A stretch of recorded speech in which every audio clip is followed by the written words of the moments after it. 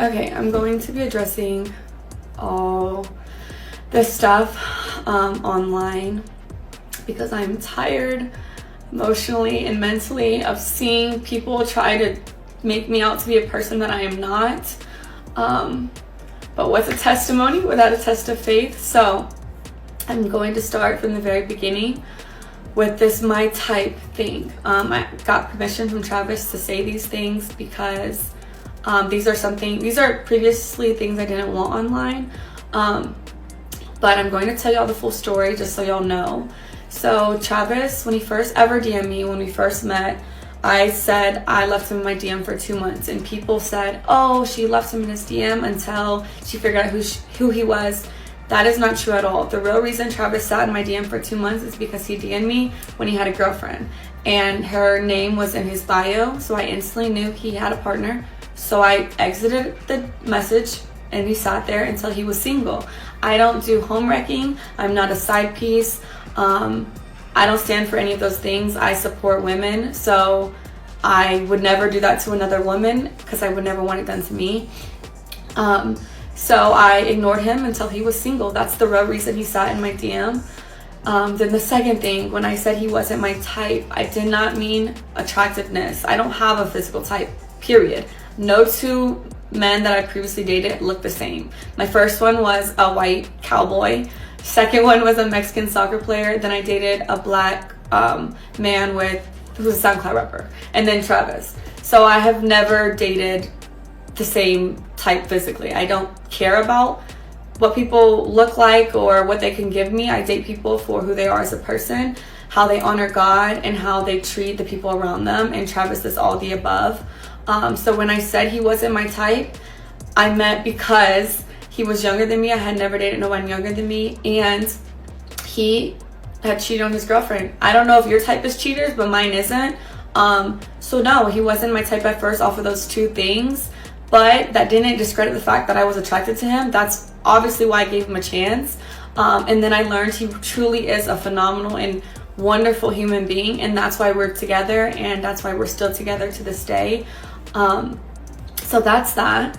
Okay, the next clip was at the game after they just won like their last game. People thought I was upset with him celebrating with cheerleaders. I don't know where that came from because he never celebrated with cheerleaders. So that I don't know where that started, but that's not what I said. But what y'all didn't see before the clip, me and him were talking. We had already interacted. I had already said congratulations. I had already kissed him over the fence that we couldn't get through. So the real reason why I was mad is because the security, and you can ask any of the family members who was actually there, they didn't want no one to storm the field, so they had 1,000 security people holding everyone back. But the people in the field were like, let the family down, like the family can come down. So everyone was going back and forth. I was arguing with the security guard because he wouldn't let no family through, but they let the cheerleaders on the opposing team get through the fences. So I was like, so when I finally got down to the field, that's why I told Travis, like, he had already seen it. I already congratulated him. We had already spoke, got on the field, and then I was upset because I had just finished arguing with somebody. And then what y'all don't see after 5-second clip is right after that, I let it go. I was like, you know what, like, celebrate. We took pictures. We were with our families, and then we went to his meet and greet, had another wonderful event there. That's all that happened in that. That was literally that. Nothing. It was not deeper than anyone made it out to be. And yeah. Next clip, the Adidas pop-up shop this past weekend. People are saying that I'm like, what am I supposed to do? Just sit here?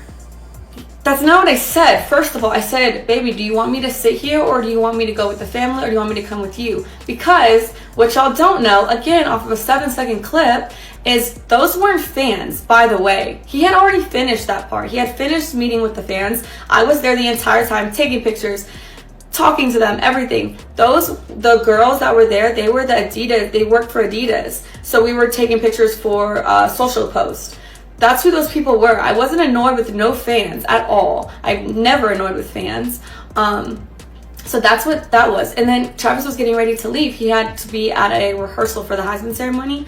They had to do walkthroughs and stuff like that. So I was asking him, I was like, do you want me just to sit here? Do you want me to go back to the hotel? Like, do you want me to wait for our family? Because his family was in there shopping. because Adidas let them go pick out stuff in the store. It's like a 4-story Adidas, so they're all doing that. I was like, what do you want me to do? Like, do I stay here? Do I come with you? Like, what? And he was like, you can do what you want. Like, you could sit there, you can go shop, you can come to the hotel, you can walk around. That's what he was saying to me. I don't know. Like I said, the things that I see people make up is truly crazy, because it's not what happened. And I just think people are just finding every single little thing and trying to make it something it's not. And then bird brain individuals are just accepting what they see online. Okay, now the last thing, this actual Heisman ceremony. This is making me so mad, because anyone who knows me knows I support Travis in every win, everything he does, because I truly, truly love that man. He is perfect in my eyes.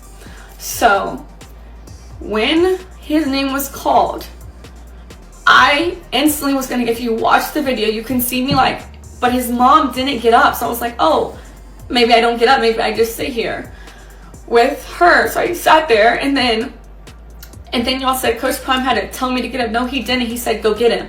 Go get your man. Like, and once Travis stood up, but he didn't have to do that because I was gonna do that anyways. As soon as I seen Travis get up, then I thought it was appropriate to stand up, greet him, congratulate him. But then there was a camera right in front of Coach Prime, and I knew they were gonna film that moment, and because of how people are online, I was like, I don't want to be in that shot, so I'm gonna sit down. So I try to sit down so I'm not in the camera while I'm crying. People are gonna be like, oh, why is she crying? Like, you know, stuff like that. And so I got out of the camera purposefully so they can have their moment. That's all it was. No one told me to stand up. No one had to tell me to celebrate with him. I was just sitting there crying. I wanted to take it in myself too. I was super excited for him. But I wanted the moment to be about him and his family. And that's another thing. People are like, why did he sit next to her? Why was his mom? We had assigned seats. We had assigned seats. I didn't have a choice where I sat. They are obviously going to put someone and their partner together. So I had the seat right next to him because that was my assigned seat. I didn't have a choice. And then the hugging thing. Travis came and hugged me because he just went down the line. I was first in line, then his mom, then Coach Prime.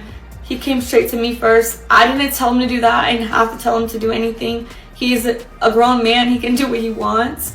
But yeah, everyone is making this crazy narratives in their head. So I just wanted to clear it up. And that is the truth. That's what happens in all those videos. And I will not be addressing this again. I didn't want to address it, but here we are.